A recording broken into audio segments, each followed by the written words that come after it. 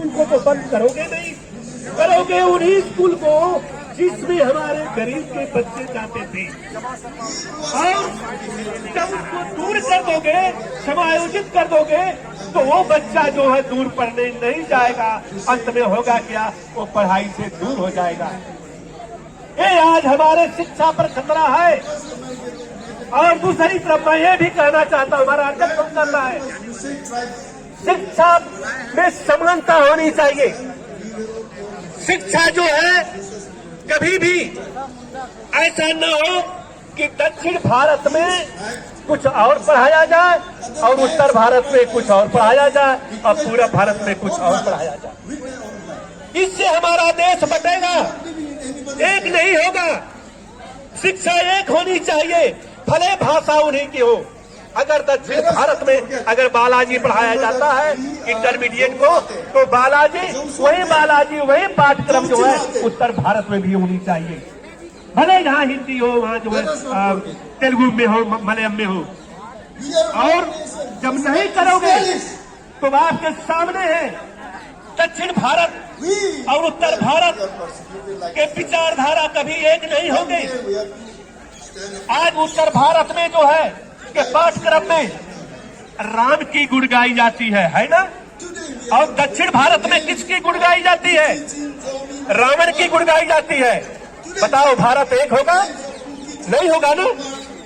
तो हमारे अध्यक्ष संघ का कहना है कि जो विवादित है उसको किसी भी पाठ्यक्रम में न रखा जाए, उसको जो है पाठ्यक्रम से दूर रखा जाए। तब तो हमारी शिक्षा में एकता आएगी और देशभक्ति आएगी, राष्ट्रभक्ति आएगी, जैसा कि हमारे अध्यक्ष का कहना है। अभी हम देवरिया में थे। देवरिया में एक अध्यापक ने बताया कि वो शिशु शिक्षा मंदिर है, वो आरएसएस का है। वो वहां पर प्रार्थना हो रहा था। किसमें हो रहा, क्या प्रार्थना हो रहा था? बाल समय रवि भक्त लियो, तीनों लोग भयो अधियारो। ये प्रार्थना हो रहा था देवरिया जिले के स्कूल में। अब बताइए, जहां पर कि हमारे भारत के महिला तक अंतरिक्ष में टहल रही है, अपने वैज्ञानिक सोच के बल पर आज जो है 2024 में आप जो है बच्चे को पढ़ा रहे हो, बाल समय रवि भक्त लियो, प्रार्थना करा रहे हो। तो हमारे अध्यक्ष संघ का कहना है, अगर देशभक्ति लाना है, अगर राष्ट्र के प्रति प्रेम जताना है, तो ऐसे पाठ्यक्रम को शिक्षा से दूर रखा जाए। और वैसे भी हम कहते हैं कि धर्म से, शिक्षा से दूरी बनाओ। कोई किसी प्रकार का धर्म शिक्षा के अंदर न हो, और शिक्षा जो भी हो वो वैज्ञानिक तरीके का हो, वैज्ञानिक सोच का हो, उसमें अंधविश्वास न हो, उसमें पाखंड न हो, उसमें आडंबर न हो। अगर एक तरह से शिक्षा इससे दूर बना के रखा जाएगा तो निश्चित है हमारा भारत चाइना, रूस क्या पूरे दुनिया को टक्कर दे सकता है विज्ञान में।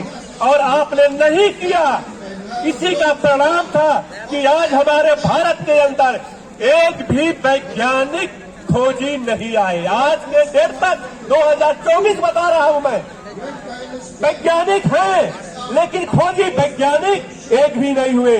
सारे खोजी वैज्ञानिक विदेशों में हुए, जहां पर कि विज्ञान के आधार पर पाठ्यक्रम होता है, आडंबर पाखंड से दूर होता है। इसलिए वहां पर जो है वैज्ञानिक पैदा हुए और हमारे यहाँ जो है पुजारी पैदा हुए, घंट बजाने वाले पैदा हुए। और आज उसी की देन है कि क्या क्या खिला रहे हैं, मैं उस पर जाना चाहता। जो चीज हमारे उस काल में, वैदिक काल में, जबकि शिक्षा नहीं था, उन लोगों ने किसी का भी मल मूत्र नहीं खाया न पिया। और जब आज शिक्षा हो गई तो आज हमारा ये देश मल मूत्र खाने के लिए लोग जो है कोशिश कर रहे हैं कि यही खाओ, इससे बड़ा कोई जो है भोजन भी नहीं भारत में है। तो साथियों, हम यही कहेंगे, जो हमारे साथी धरने में आए हुए हैं, यहाँ के से जाने के बाद आप लोग घर मत बैठो। ये जो पर्ची निकली हुई है शिक्षा पर, इसको जन जन तक पहुंचाओ। और स्कूलों में आप लोग अगर ऐसी शिक्षा है तो उनसे कह दो इस शिक्षा को हम नहीं चलने देंगे, ये पाखंड हम स्कूल में नहीं पढ़ाने देंगे। तब हमारी जो है ये शिक्षा के जो आंदोलन सही माने में आगे बढ़ेगा।